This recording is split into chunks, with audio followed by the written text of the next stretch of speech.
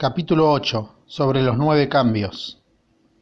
Por lo general, las operaciones militares están bajo el poder del gobernante civil para dirigir al ejército. El general no debe levantar su campamento en un terreno difícil. Deja que se establezcan relaciones diplomáticas en las fronteras. No permanezcas en un territorio árido ni aislado. Cuando te halles en un terreno cerrado, prepara alguna estrategia y muévete. Cuando te halles en un terreno mortal, lucha. Terreno cerrado significa que existen lugares escarpados que te rodean por todas partes, de manera que el enemigo tiene movilidad, que puede llegar e irse con libertad, pero a ti te es difícil salir y volver. Cada ruta debe ser estudiada para que sea la mejor. Hay rutas que no debes usar, ejércitos que no han de ser atacados, ciudades que no deben ser rodeadas, terrenos sobre los que no se debe combatir, y órdenes de gobernantes civiles que no deben ser obedecidas. En consecuencia, los generales que conocen las variables posibles para aprovecharse del terreno saben cómo manejar las fuerzas armadas. Si los generales no saben cómo adaptarse de manera ventajosa, aunque conozcan la condición del terreno, no pueden aprovecharse de él. Si están al mando de ejércitos, pero ignoran las artes de la total adaptabilidad, aunque conozcan el objetivo a lograr, no pueden hacer que los soldados luchen por él. Si eres capaz de ajustar la campaña, cambiar conforme al ímpetu de las fuerzas, entonces la ventaja no cambia, y los únicos que son perjudicados son los enemigos. Por esta razón, no existe una estructura permanente. Si puedes comprender totalmente este principio, puedes hacer que los soldados actúen de la mejor forma posible. Por lo tanto, las consideraciones de la persona inteligente siempre incluyen el analizar objetivamente el beneficio y el daño. Cuando considera el beneficio, su acción se expande. Cuando considera el daño, sus problemas pueden resolverse. El beneficio y el daño son interdependientes, y los sabios los tienen en cuenta. Por ello, lo que retiene a los adversarios es el daño, lo que los mantiene ocupados es la acción, y lo que los motiva es el beneficio. Cansa a los enemigos manteniéndolos ocupados y no dejándolos respirar. Pero antes de lograrlo, tienes que realizar previamente tu propia labor. Esa labor consiste en desarrollar un ejército fuerte, un pueblo próspero, una sociedad armoniosa y una manera ordenada de vivir. Así pues, la norma general de las operaciones militares consiste en no contar con que el enemigo no acuda, sino confiar en tener los medios de enfrentarte a él. No contar con que el adversario no ataque, sino confiar en poseer lo que no puede ser atacado. Si puedes recordar siempre el peligro cuando estás a salvo y el caos en tiempos de orden, permanece atento al peligro y al caos mientras no tengan todavía forma, y evítalos antes de que se presenten. Esta es la mejor estrategia de todas. Por esto existen 5 rasgos que son peligrosos en los generales. Los que están dispuestos a morir pueden perder la vida, los que quieren preservar la vida pueden ser hechos prisioneros, los que son dados a los apasionados irracionales pueden ser ridiculizados, los que son muy puritanos pueden ser deshonrados, los que son compasivos pueden ser turbados. Si te presentas en un lugar que con toda seguridad los enemigos se precipitarán a defender, las personas compasivas se apresurarán invariablemente a rescatar a sus habitantes, causándoles a sí mismos problemas y cansancio. Estos son 5 rasgos que constituyen defectos en los generales y que son desastrosos para las operaciones militares. Los buenos generales son de otra manera, se comprometen hasta la muerte, pero no se aferran a la esperanza de sobrevivir. Actúan de acuerdo con los acontecimientos, en forma racional y realista, sin dejarse llevar por las emociones ni estar sujetos a quedar confundidos. Cuando ven una buena oportunidad, son como tigres. En caso contrario, cierran sus puertas. Su acción y su no acción son cuestiones de estrategia, y no pueden ser complacidos ni enfadados. Capítulo 9. Sobre la distribución de los medios. Las maniobras militares son el resultado de los planes y las estrategias en la manera más ventajosa para ganar. Determinan la movilidad y efectividad de las tropas. Si vas a colocar tu ejército en posición de observar al enemigo, atraviesa rápido las montañas y vigílalos desde un valle. Considera el efecto de la luz y mantente en la posición más elevada del valle. Cuando combatas en una montaña, ataca desde arriba hacia abajo y no al revés. Combate estando cuesta abajo y nunca cuesta arriba. Evita que el agua divida tus fuerzas. Aléjate de las condiciones desfavorables lo antes que te sea posible. No te enfrentes a los enemigos dentro del agua. Es conveniente dejar que pasen la mitad de sus tropas y en ese momento dividirlas y atacarlas. No te sitúes río abajo. No camines en contra de la corriente ni en contra del viento. Si acampas en la ribera de un río, tus ejércitos pueden ser sorprendidos de noche, empujados a ahogarse o pueden colocárseles veneno en la corriente. Tus barcas no deben ser amarradas corriente abajo, para impedir que el enemigo aproveche la corriente lanzando sus barcas contra ti. Si atraviesas pantanos, hazlo rápidamente. Si te encuentras frente a un ejército en medio de un pantano, permanece cerca de sus plantas acuáticas o respaldado por los árboles. En una llanura, toma posiciones desde la que sea más fácil maniobrar, manteniendo las elevaciones del terreno detrás y a tu derecha, estando las partes más bajas delante y las más altas detrás. Generalmente, un ejército prefiere un terreno elevado y evita un terreno bajo. Aprecia la luz y detesta la oscuridad. Los terrenos elevados son estimulantes y por lo tanto la gente se halla a gusto en ellos. Además son convenientes para adquirir la fuerza del ímpetu. Los terrenos bajos son húmedos, lo cual provoca enfermedades y dificulta el combate. Cuida de la salud física de tus soldados con los mejores recursos disponibles. Cuando no existe la enfermedad en un ejército, se dice que éste es invencible. Donde haya montículos y terraplenes, sitúate en su lado soleado, manteniéndolo siempre a tu derecha y detrás. Colocarse en la mejor parte del terreno es ventajoso para una fuerza militar. La ventaja en una operación militar consiste en aprovecharse de todos los factores beneficiosos del terreno. Cuando llueve río arriba y la corriente trae consigo la espuma, si quieres cruzarlo, espera a que escampe. Siempre que un terreno presente barrancos infranqueables, lugares cerrados, trampas, riesgos, grietas y prisiones naturales, debes abandonarlo rápidamente y no acercarte a él. En lo que a mí concierne, siempre me mantengo alejado de estos accidentes de terreno, de manera que los adversarios estén más cerca que yo de ellos. Doy la cara a estos accidentes de manera que queden a espaldas del enemigo. Entonces estás en situación ventajosa y él tiene condiciones desfavorables. Cuando un ejército se está desplazando, se atraviesa territorios montañosos con muchas corrientes de agua y pozos, o pantanos cubiertos de juncos, o bosques vírgenes llenos de árboles y vegetación, es imprescindible escudriñarlos totalmente y con cuidado, ya que estos lugares ayudan a las emboscadas y a los espías.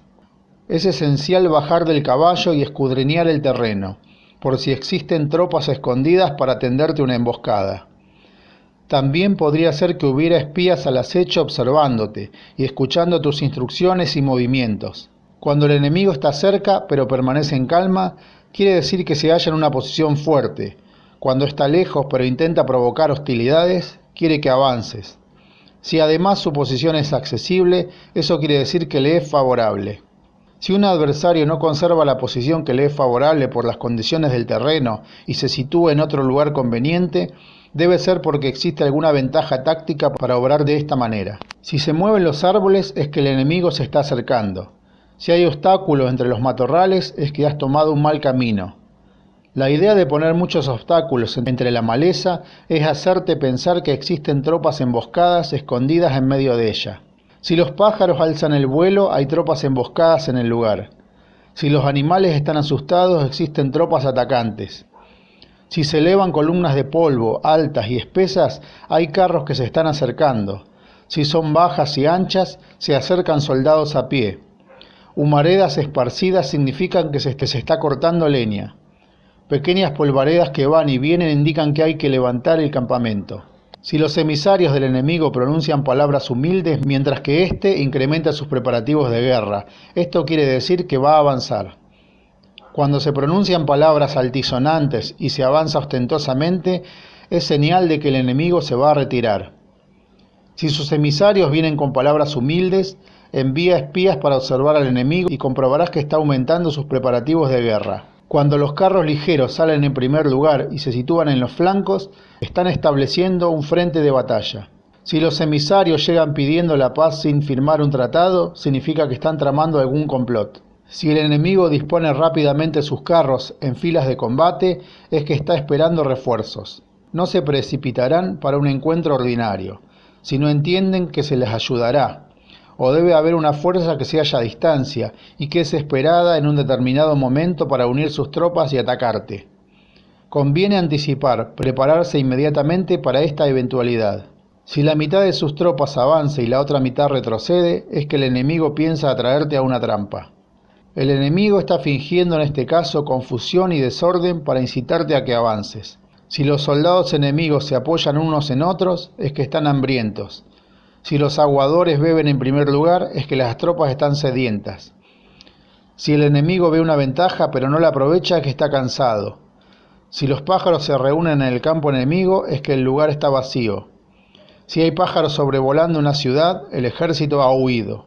Si se producen llamadas nocturnas, es que los soldados enemigos están atemorizados. Tienen miedo y están inquietos, y por eso se llaman unos a otros. Si el ejército no tiene disciplina, esto quiere decir que el general no es tomado en serio. Si los estandartes se mueven, es que está sumido en la confusión. Las señales se utilizan para unificar el grupo. Así pues, si se desplaza de acá para allá sin orden ni concierto, significa que sus filas están confusas. Si sus emisarios muestran irritación, significa que están cansados. Si matan sus caballos para obtener carne, es que los soldados carecen de alimentos. Cuando no tienen marmitas y no vuelven a su campamento, son enemigos completamente desesperados. Si se producen murmuraciones, falta de disciplina y los soldados hablan mucho entre sí, quiere decir que se ha perdido la lealtad de la tropa. Las murmuraciones describen la expresión de los verdaderos sentimientos. La falta de disciplina indica problemas con los superiores. Cuando el mando ha perdido la lealtad de las tropas, los soldados se hablan con franqueza entre sí sobre los problemas con sus superiores. Si se otorgan numerosas recompensas, es que el enemigo se halla en un callejón sin salida. Cuando se ordenan demasiados castigos, es que el enemigo está desesperado. Cuando la fuerza de su ímpetu está agotada, otorgan constantemente recompensas para tener contentos a los soldados, para evitar que se rebelen en masa. Cuando los soldados están tan agotados que no pueden cumplir las órdenes, son castigados una y otra vez para restablecer la autoridad. Ser violento al principio y terminar después temiendo a los propios soldados es el colmo de la ineptitud. Los emisarios que acuden con actitud conciliatoria indican que el enemigo quiere una tregua. Si las tropas enemigas se enfrentan a ti con ardor, pero demoran el momento de entrar en combate sin abandonar, no obstante, el terreno has de observarlos cuidadosamente. Están preparando un ataque por sorpresa. En asuntos militares no es necesariamente más beneficioso ser superior en fuerzas, solo evitar actuar con violencia innecesaria. Es suficiente con consolidar tu poder, hacer estimaciones sobre el enemigo y conseguir reunir tropas, eso es todo. El enemigo que actúa aisladamente, que carece de estrategia y que toma a la ligera a sus adversarios, inevitablemente acabará siendo derrotado. Si tu plan no contiene una estrategia de retirada o posterior al ataque, sino que confías exclusivamente en la fuerza de tus soldados y tomas a la ligera a tus adversarios sin valorar su condición, con toda seguridad caerás prisionero.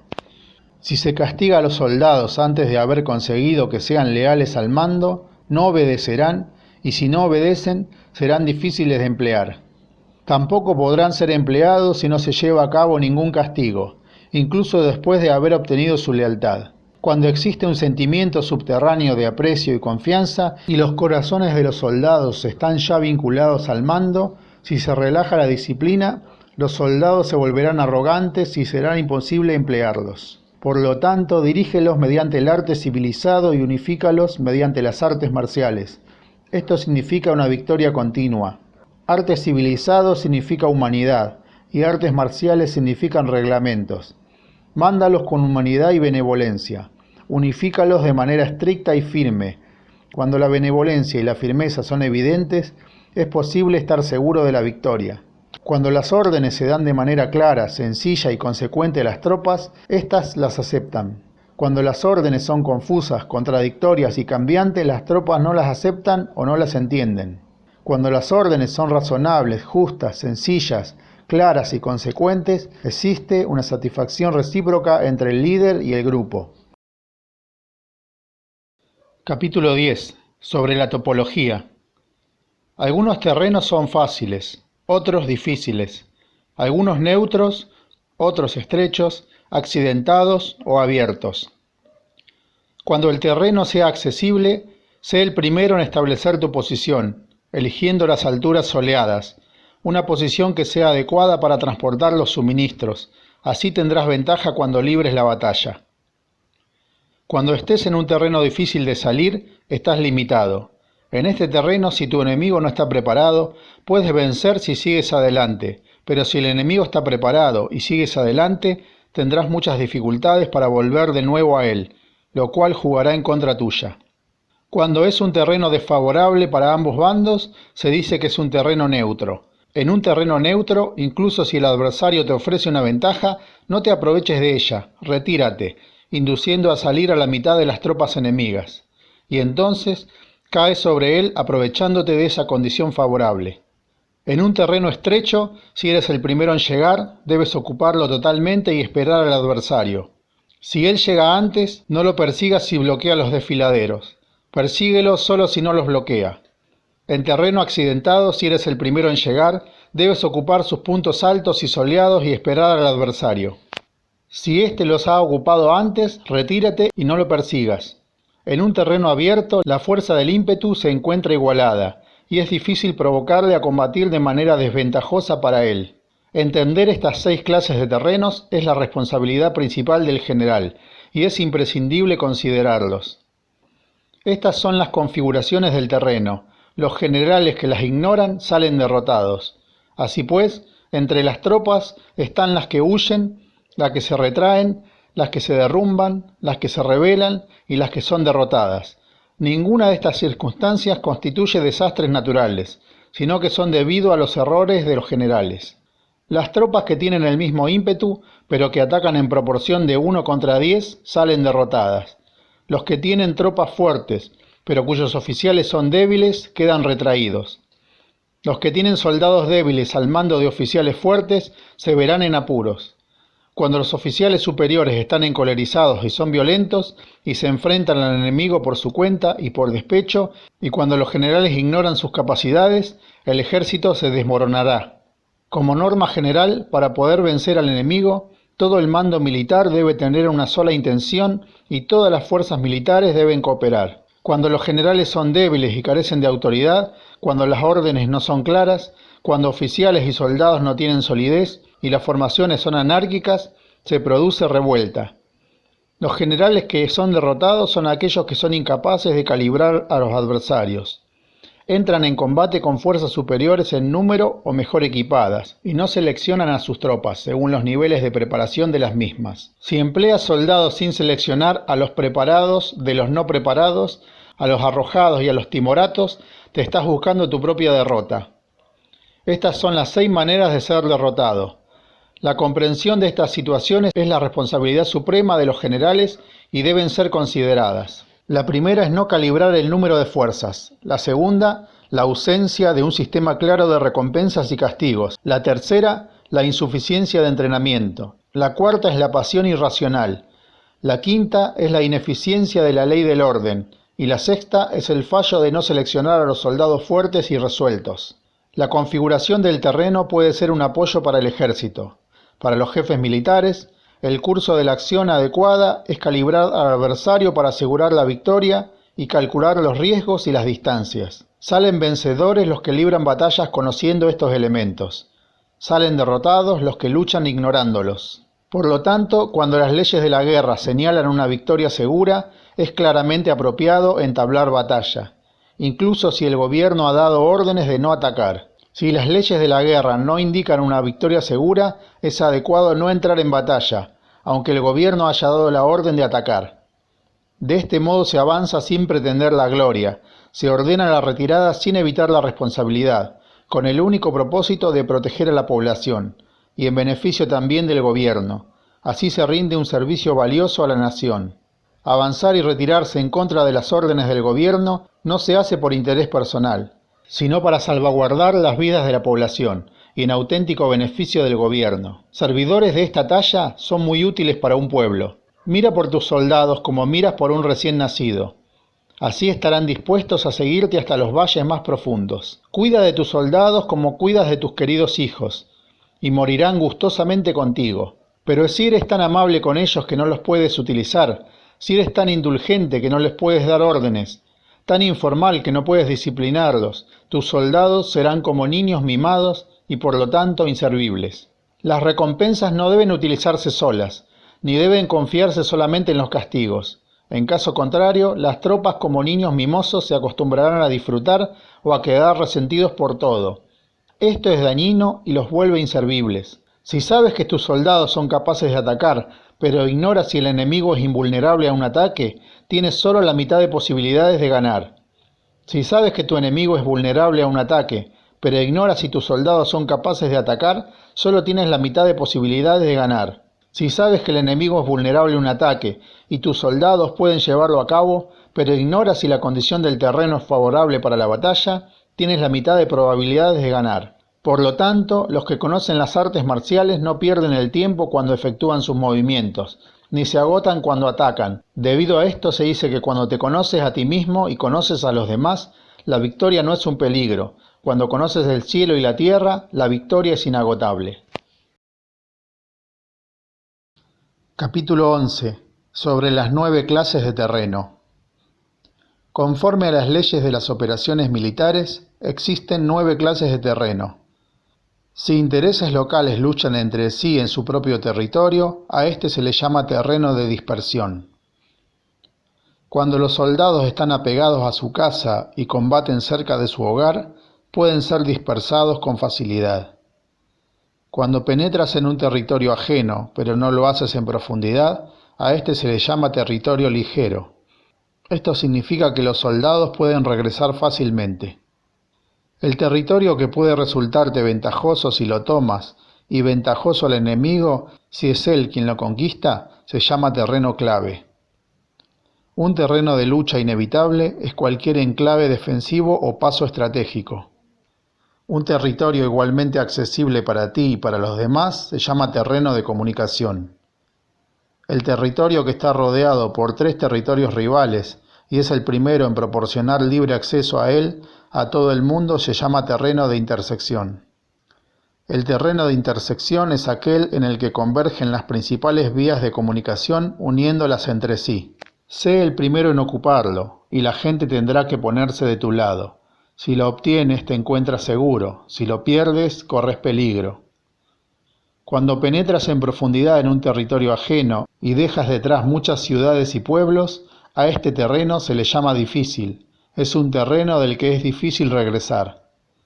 Cuando atraviesas montañas boscosas, desfiladeros abruptos u otros accidentes difíciles de atravesar, a esto se le llama terreno desfavorable. Cuando el acceso es estrecho y la salida es tortuosa, de manera que una pequeña ciudad enemiga pueda atacarte, aunque tus tropas sean más numerosas, a este se le llama terreno cercado. Si eres capaz de una gran adaptación, puedes atravesar este territorio.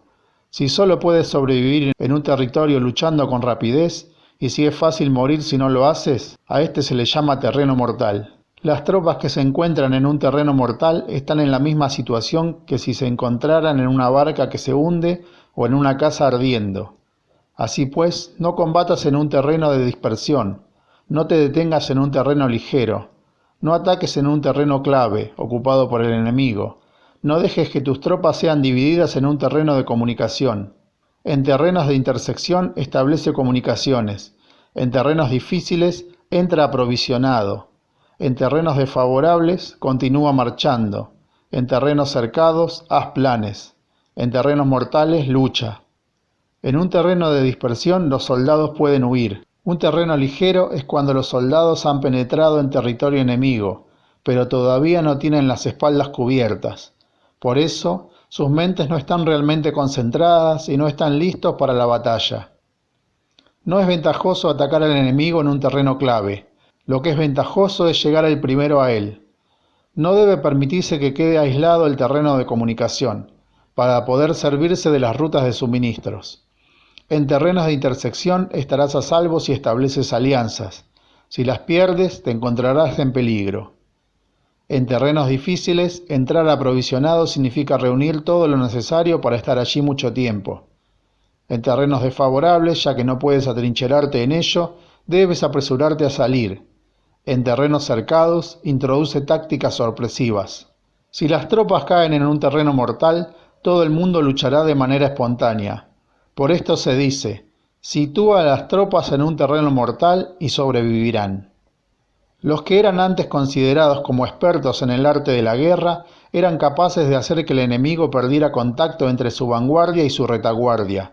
La confianza entre las grandes y las pequeñas unidades, el interés recíproco por el bienestar de los diferentes rangos, el apoyo mutuo entre gobernantes y gobernados, el alistamiento de soldados y la coherencia de sus ejércitos. Estos expertos entraban en acción cuando les era ventajoso y se retenían en caso contrario. Introducían cambios para confundir al enemigo, atacándolos aquí y allá, aterrorizándolos y sembrando en ellos la confusión, de tal manera que no les daban tiempo para hacer planes. Se podría preguntar cómo enfrentarse a fuerzas enemigas numerosas y bien organizadas que se dirigen hacia ti. La respuesta es quitarles en primer lugar algo que aprecien, y después te escucharán. La rapidez de acción es el factor esencial de la condición de la fuerza militar.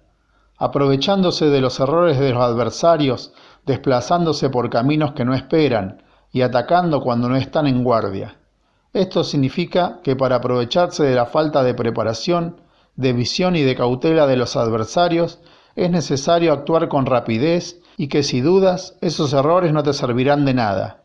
En una invasión, por regla general, cuanto más se adentran los invasores en un territorio ajeno, más fuertes se hacen, hasta el punto que el gobierno nativo no puede ya expulsarlos. Escoge campos fértiles, y las tropas tendrán suficiente para comer. Cuida de su salud y evita el cansancio. Consolida su energía, aumenta su fuerza. Que los movimientos de tus tropas y la preparación de tus planes sean insondables. Consolida la energía más entusiasta de tus tropas. Ahorra las fuerzas sobrantes. Mantén en secreto tus formaciones y tus planes, permaneciendo insondable para los enemigos, y espera a que se produzca un punto vulnerable para avanzar. Sitúa a tus tropas en un punto que no tenga salida, de manera que tengan que morir antes de poder escapar. Porque ante la posibilidad de la muerte, ¿qué no estarán dispuestos a hacer?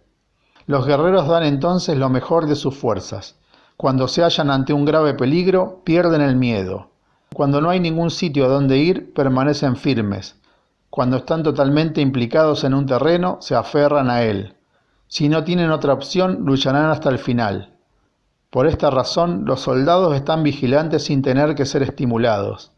Se alistan sin tener que ser llamados a filas. Son amistosos sin necesidad de promesas y pueden confiarse en ellos sin necesidad de órdenes. Esto significa que cuando los combatientes se encuentran en peligro de muerte, sea cual fuera su rango, todos tienen el mismo objetivo y por lo tanto están alertas sin necesidad de ser estimulados. Tienen buena voluntad de manera espontánea y sin necesidad de recibir órdenes, y puede confiarse de manera natural en ellos sin promesas ni necesidad de jerarquía. Prohíbe los augurios para evitar las dudas, y los soldados nunca te abandonarán. Si tus soldados no tienen riquezas, no es porque las desdeñen. Si no tienen más longevidad, no es porque no quieran vivir más tiempo. El día en que se da la orden en marcha, los soldados lloran.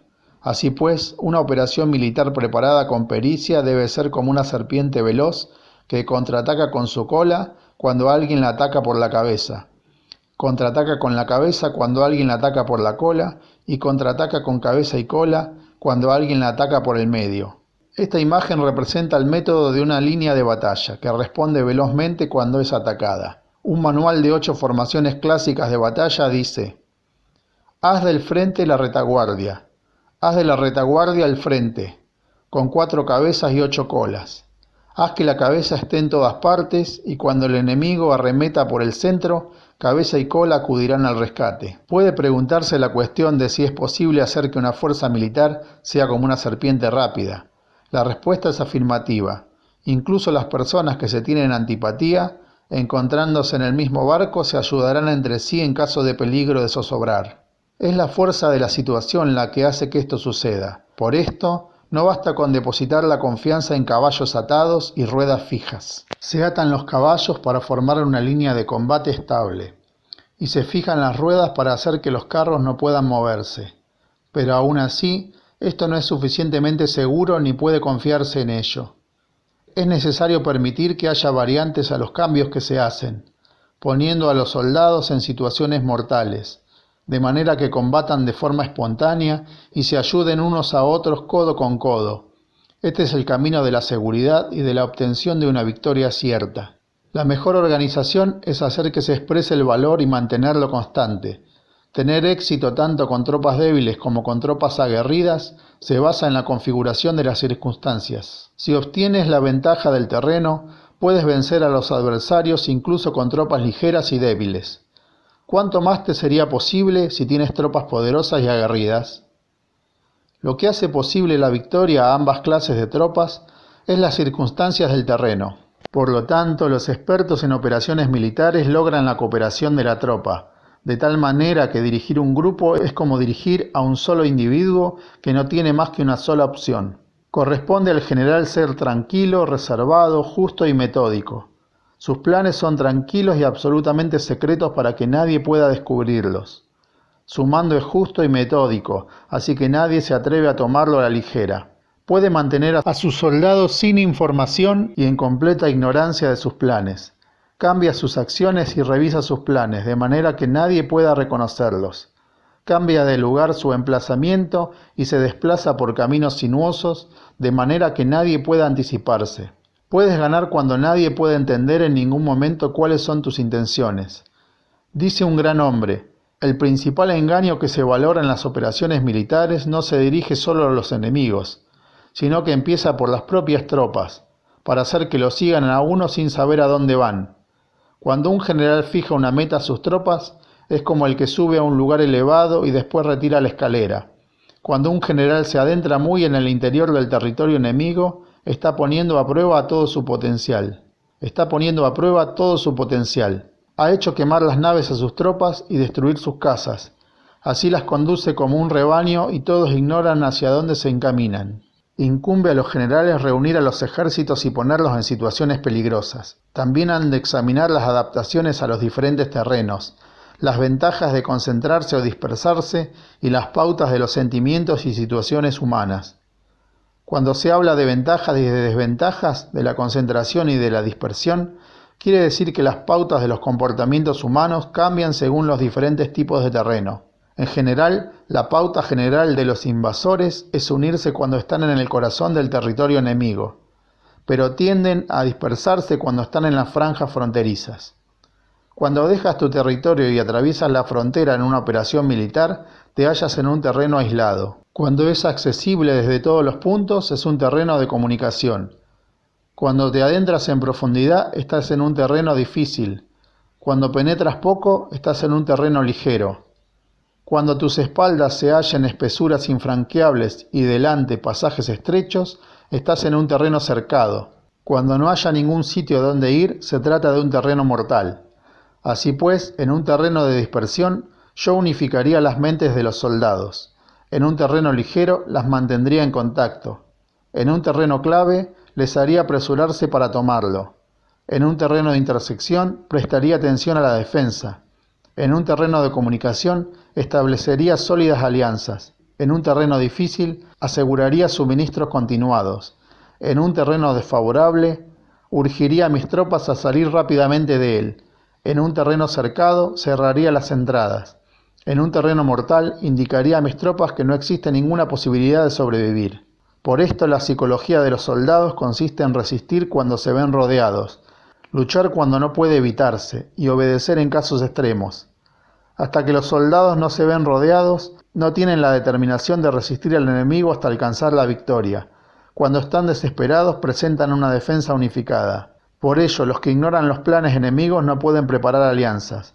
Los que ignoran las circunstancias del terreno no pueden hacer maniobrar a sus fuerzas.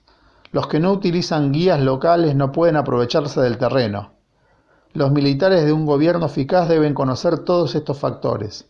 Cuando el ejército de un gobierno eficaz ataca a un gran territorio, el pueblo no puede unirse. Cuando su poder sobrepasa a los adversarios, es imposible hacer alianzas. Si puedes averiguar los planes de tus adversarios, aprovéchate del terreno y haz maniobrar al enemigo de manera que se encuentre indefenso. En este caso, ni siquiera un gran territorio puede reunir suficientes tropas para detenerte. Por lo tanto, si no luchas para obtener alianzas ni aumentas el poder de ningún país, pero extiendes tu influencia personal amenazando a los adversarios, todo ello hace que el país y las ciudades enemigas sean vulnerables. Otorga recompensas que no estén reguladas y da órdenes desacostumbradas. Considera la ventaja de otorgar recompensas que no tengan precedentes. Observa cómo el enemigo hace promesas sin tener en cuenta los códigos establecidos. Maneja las tropas como si fueran una sola persona. Empléalas en tareas reales, pero no les hables. Motívalas con recompensas, pero no les comentes los perjuicios posibles. Emplea a tus soldados solo en combatir, sin comunicarles tu estrategia.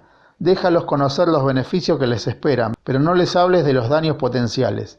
Si la verdad se filtra, tu estrategia puede hundirse. Si los soldados empiezan a preocuparse, se volverán vacilantes y temerosos. Colócalos en una situación de posible exterminio y entonces lucharán para vivir. Ponles en peligro de muerte y entonces sobrevivirán. Cuando las tropas afronten peligro, son capaces de luchar para obtener la victoria. Así pues, la tarea de una operación militar es fingir acomodarse a las intenciones del enemigo. Si te concentras totalmente en este, puedes matar a su general aunque esté a kilómetros de distancia. A esto se llama cumplir el objetivo con pericia. Al principio te acomodas a sus intenciones, después matas a sus generales. Esta es la pericia en el cumplimiento del objetivo. Así, el día en que se declara la guerra, se cierran las fronteras, se rompen los salvoconductos y se impide el paso de emisarios. Los asuntos se deciden rigurosamente desde que se comienza a planificar y establecer la estrategia desde la casa o cuartel general. El rigor en los cuarteles generales es la fase de planificación, se refiere al mantenimiento del secreto. Cuando el enemigo ofrece oportunidades, aprovéchalas inmediatamente. Entérate primero de lo que pretende y después anticípate a él. Mantén la disciplina y adáptate al enemigo para determinar el resultado de la guerra. Así, al principio eres como una doncella y el enemigo abre sus puertas. Entonces tú eres como una liebre suelta y el enemigo no podrá expulsarte. Capítulo 12. Sobre el arte de atacar por el fuego. Existen 5 clases de ataques mediante el fuego: quemar a las personas, quemar los suministros, quemar el equipo, quemar los almacenes y quemar las armas. El uso del fuego tiene que tener una base y exige ciertos medios. Existen momentos adecuados para encender fuegos, concretamente cuando el tiempo es seco y ventoso. Normalmente en ataques mediante el fuego es imprescindible seguir los cambios producidos por este. Cuando el fuego está dentro del campamento enemigo, prepárate rápidamente desde fuera. Si los soldados se mantienen en calma cuando el fuego sea declarado, espera y no ataques.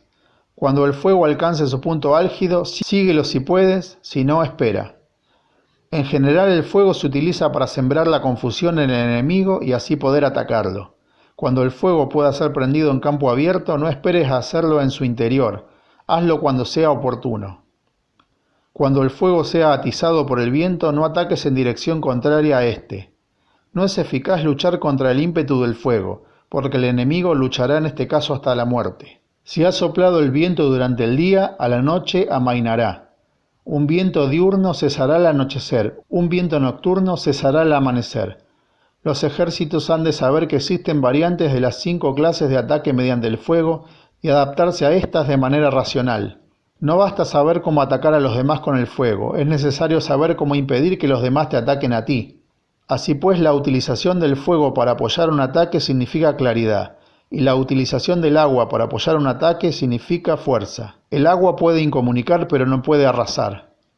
El agua puede utilizarse para dividir a un ejército enemigo, de manera que su fuerza se desuna y la tuya se fortalezca. Ganar combatiendo o llevar a cabo un asedio victorioso sin recompensar a los que han hecho méritos trae mala fortuna y se hace merecedor de ser llamado avaro. Por eso se dice que un gobierno esclarecido lo tiene en cuenta y que un buen mando militar recompensa el mérito. No moviliza sus tropas cuando no hay ventajas para obtener, ni actúa cuando no hay nada que ganar, ni luchan cuando no existe peligro. Las armas son instrumentos del mal augurio y la guerra es un asunto peligroso. Es indispensable impedir una derrota desastrosa y por lo tanto no vale la pena movilizar un ejército por razones insignificantes. Las armas solo deben utilizarse cuando no existe otro remedio. Un gobierno no debe movilizar un ejército por ira, y los jefes militares no deben provocar la guerra por cólera. Actúa cuando sea beneficioso, en caso contrario desiste. La ira puede convertirse en alegría y la cólera puede convertirse en placer, pero un pueblo destruido no puede hacérsele renacer, y la muerte no puede convertirse en vida. En consecuencia, un gobierno esclarecido presta atención a todo esto, y un buen mando militar lo tiene en cuenta. Esta es la manera de mantener a la nación a salvo y de conservar intacto a su ejército. Capítulo 13. Sobre la concordia y la discordia. Una operación militar significa un gran esfuerzo para el pueblo, y la guerra puede durar muchos años para obtener una victoria de un día. Así pues, fallar en conocer la situación de los adversarios por economizar en aprobar gastos para investigar y estudiar a la oposición es extremadamente inhumano, y no es típico de un buen jefe militar, de un consejero de gobierno, ni de un gobernante victorioso. Por lo tanto, lo que posibilita a un gobierno inteligente y a un mando militar sabio vencer a los demás y lograr triunfos extraordinarios con esa información esencial. La información previa no puede obtenerse de fantasmas ni espíritus, ni puede tenerse por analogía ni descubrir mediante cálculos. Debe obtenerse de personas que conozcan la situación del adversario. Existen 5 clases de espías: el espía nativo, el espía interno, el doble agente, el espía liquidable y el espía flotante. Cuando están activos todos ellos, nadie conoce sus rutas. A esto se le llama genio organizativo y se aplica al gobernante. Los espías nativos se contratan entre los habitantes de una localidad. Los espías internos se contratan entre los funcionarios enemigos. Los agentes dobles se contratan entre los espías enemigos. Los espías liquidables transmiten falsos datos a los espías enemigos. Los espías flotantes vuelven para traer sus informes. Entre los funcionarios del régimen enemigo se hallan aquellos con los que se puede establecer contacto y a los que puede sobornarse para averiguar la situación de su país y descubrir cualquier plan que se trame contra ti. También pueden ser utilizados para crear desavenencias y desarmonía. En consecuencia, nadie en las Fuerzas Armadas es tratado con tanta familiaridad como los espías, ni a nadie se le otorgan recompensas tan grandes como a ellos, ni hay asunto más secreto que el espionaje. Si no se trata bien a los espías, puede convertirse en renegados y trabajar para el enemigo. No pueden utilizarse los espías sin sagacidad y conocimiento. No puede uno servirse de espías sin humanidad y justicia. No puede obtenerse la verdad de los espías sin sutileza. Ciertamente, en un asunto muy delicado, los espías son útiles en todas partes. Cada asunto requiere un conocimiento previo. Si algún asunto de espionaje es divulgado antes de que el espía haya informado, éste y el que lo haya divulgado deben eliminarse. Siempre que quieras atacar a un ejército, asediar una ciudad o atacar a una persona, has de conocer previamente la identidad de los generales que la defienden, de sus aliados, de sus visitantes, sus centinelas y de sus criados. Así pues, haz que tus espías averigüen todo sobre ellos. Siempre que vayas a atacar y a combatir, debes conocer primero los talentos de los servidores del enemigo, y así puedes enfrentarte a ellos según sus capacidades. Debes buscar a agentes enemigos que hayan venido a espiarte, sobornarlos e inducirlos a pasarse de tu lado, para poder utilizarlos como agentes dobles. Con la información obtenida de esta manera, puedes encontrar espías nativos y espías internos para contratarlos. Con la información obtenida de estos, puedes fabricar información falsa sirviéndote de espías liquidables. Con la información así obtenida, puedes hacer que los espías flotantes actúen según los planes previstos. Es esencial para un gobernante conocer las 5 clases de espionaje, y este conocimiento depende de los agentes dobles. Así pues, estos deben ser bien tratados. Así, solo un gobernante brillante o un general sabio que pueda utilizar a los más inteligentes para el espionaje puede estar seguro de la victoria. El espionaje es esencial para las operaciones militares, y los ejércitos dependen de él para llevar a cabo sus acciones. No será ventajoso para el ejército actuar sin conocer la situación del enemigo, y conocer la situación del enemigo no es posible sin el espionaje.